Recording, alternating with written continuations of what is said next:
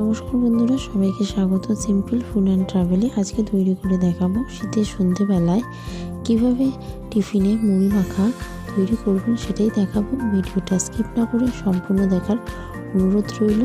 চলুন ভিডিওটা শুরু করা যাক। প্রথমে এখানে একটা বাটির মধ্যে পরিমাণ মতন মুড়ি নিয়ে নিচ্ছি।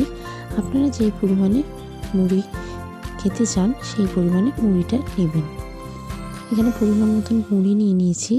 এবার এর মধ্যে এক এক করে পেঁয়াজ কুচি, একটা বড় সাইজের পেঁয়াজ কুচি দিয়ে দিলাম, আর দিয়ে দেব এর মধ্যে একটা মিডিয়াম সাইজের টমেটো কুচি।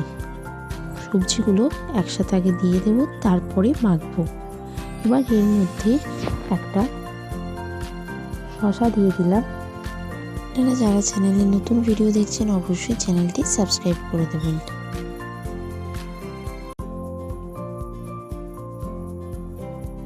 দুটো কাঁচা লঙ্কা কুচি দিয়ে দিলাম।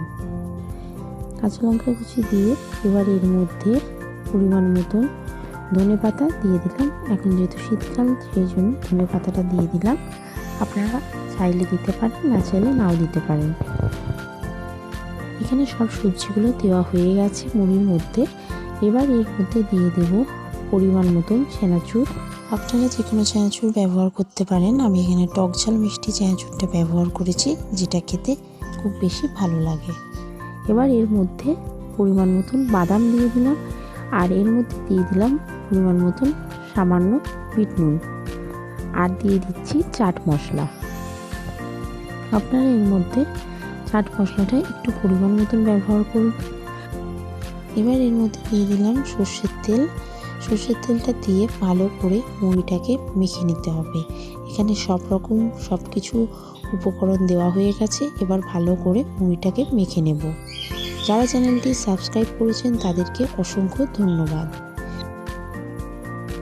এখানে মুড়ি মাখা পুরো তৈরি হয়ে গেছে। শীতের সন্ধেবেলায় এক কাপ চায়ের সাথে এইভাবে মুড়ি মাখা খেতে অসাধারণ লাগে।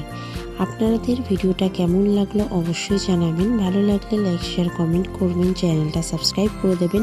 পাশে থাকা বেল আইকনেও ক্লিক করে দেবেন, যাতে সবার আগে আপনার কাছে নিত্য নতুন ভিডিও নোটিফিকেশন গিয়ে পৌঁছায়।